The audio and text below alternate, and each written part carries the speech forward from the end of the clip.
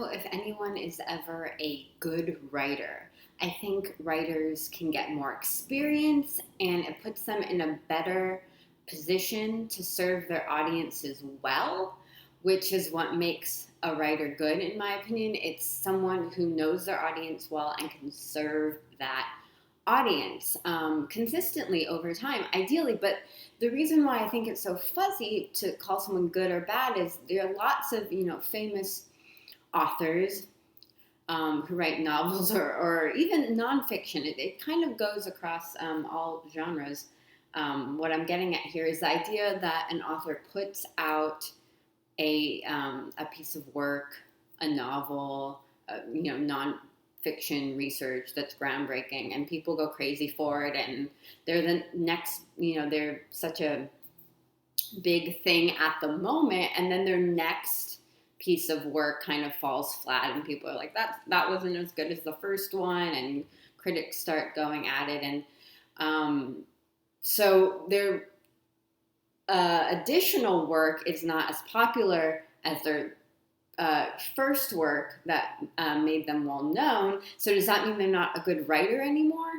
No, but they sort of missed the mark, even if they put in a lot of work and if that writing was good. So it's just really, it's pretty fuzzy, like I said, for me, to put labels of good or bad, because there are so many factors that go into the effort that a writer puts into their work and then how that work is received. And it's so, how a piece of writing is received by an audience is so different from the effort and the skill and the time that a writer puts into that piece of writing. So I'm saying the word good for the sake of it being a generally understood word, but what I really mean is, that a writer has more experience to keep producing work consistently,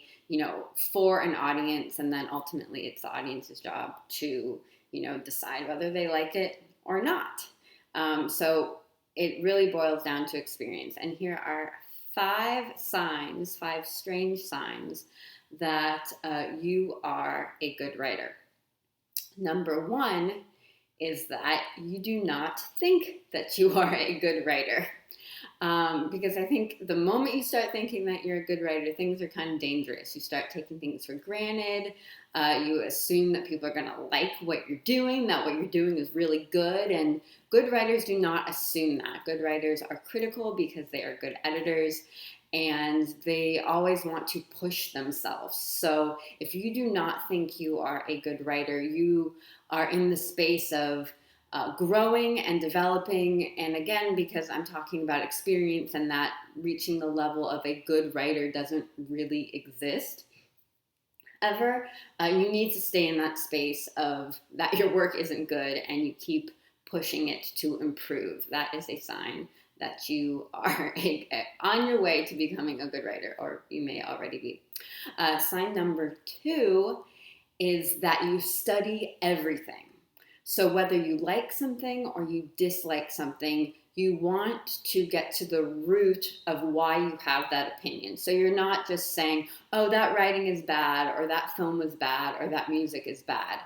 If you find yourself having a strong opinion like that, you really want to study why you feel that way. You want to dissect what that other writer or artist is doing to help inform your own work and to help you grow. So you're always studying, you're always experimenting, and you just really have a lot of curiosity whenever you like or dislike something. Sign number 3 is that you no longer care about opinions. So the opinion of your audience does matter, like I've been talking about, because that's who you're producing work for. And they're going to tell you whether it resonates with them or not. But using that as your driving factor, you don't get stuck or tripped up by other people's opinions. So whether someone loves your work or dislikes your work, you sort of just keep going and you keep striving to serve your audience regardless of the great opinions or regardless of the bad opinions that you hear. And I've talked about this a lot before. I'll put some links in the description box below about other articles or videos that touch on this topic. But if you want to keep producing work consistently as any type of audience, you really have to move past good opinions or bad opinions of your work and do what you think is best for your audience and just keep producing the work that matters to you and the people that you serve. Sign number 4 that you are a good writer is that you need a break from writing. So if you've been putting in the time and effort and writing is a big part of your daily life or weekly life, you carve out time for it, you make it a priority, you're going to need a break. If you don't need a break, you haven't done enough writing work yet. So if you're feeling a little burnt out, if you have to adjust your schedule and realize that you've been writing so much and for so long and that you need a break from it to recharge and refresh your creative juices, then you are on your way to becoming a good writer. And the last strange sign that you are a good writer is that you have interests other than writing. There are other activities that you like doing, because when someone decides that they want to be a writer, and this definitely happened to me years and years ago now, I was obsessed with writing. I don't think I had very many other interests because we only have so much time because we have responsibilities and just life stuff. So I dedicated the majority of my free time for years and years and years only to writing and developing my craft and my writing style, my writing voice, and I was just obsessed with it. And I think I reached a level where I felt I had a lot of experience under my belt when I started having interests other than writing. And the great part about that phase, the phase that I've been in for quite some time now, is that all my other interests actually inform my writing and make it better. So when you're first starting out, that like obsessive drive to just write, I think is so helpful. I wouldn't trade that at all how I was then. But when I started having other interests and hobbies and other ways that I spend my free time, it really helped my writing grow even more. And that was, just really organic, that you just start incorporating other interests and other things you learn in other areas of life into your writing.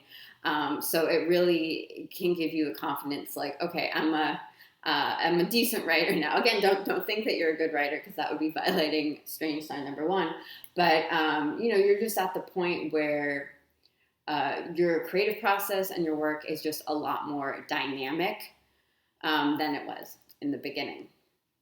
So if you like topics like this, I post videos every week that help you become a more hireable writer, and it involves topics that I cover involve things like creativity and editing, and just writer life stuff in general. So if you're not already subscribed, I'd love to have you join me each week. Click the red subscribe button below the video, tap the notification bell while you are down there, because then you'll be notified every time I upload something new for you to check out.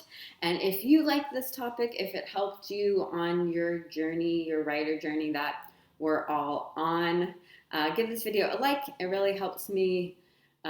Thumbs up is like, I do that, and it's weird because I feel like I do thumbs up in like life things when like things are good, but I don't know, it's weird that it's associated with like the term like.